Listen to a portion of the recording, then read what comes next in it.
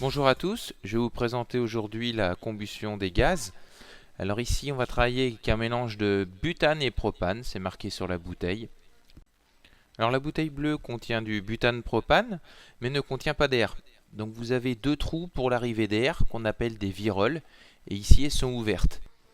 Donc en dessous de la virole on n'a que du butane propane et au-dessus de la virole on a un mélange de butane propane et d'air puisque l'air est rentré par la virole. Nous pouvons choisir de diminuer la quantité d'air en fermant les viroles avec la petite bague, comme vous le voyez ici. Alors petit rappel, une combustion a besoin d'air pour se réaliser. Plus précisément, c'est le dioxygène de l'air qui est indispensable. Nous allons donc maintenant réaliser une combustion complète, c'est-à-dire qu'on va s'assurer qu'il y a suffisamment de dioxygène pour que tout le butane propane brûle. Donc pour qu'il y ait suffisamment de dioxygène, on ouvre les viroles en grand. Dans ce cas, la flamme est bleue et transparente. On la voit presque pas.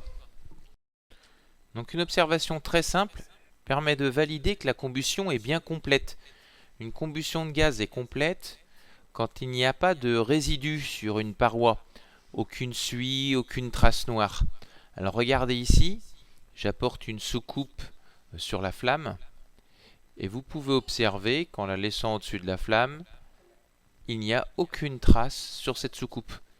Elle reste parfaitement propre. Maintenant, je ferme les viroles pour diminuer la quantité de dioxygène. Donc la combustion est incomplète. Les gaz ne peuvent plus brûler complètement. Il se forme des traces sur la soucoupe, comme vous pouvez voir ici. Et ces traces, c'est de la poussière de fusain, de carbone graphite.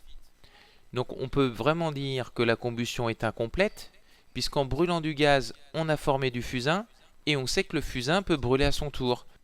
Rappelez-vous cette expérience qu'on a faite il y a quelques semaines, c'est du fusain qui brûle dans le dioxygène. Alors une fois en classe, vous réaliserez une combustion complète du butane propane, et vous devrez identifier les deux produits qui se forment.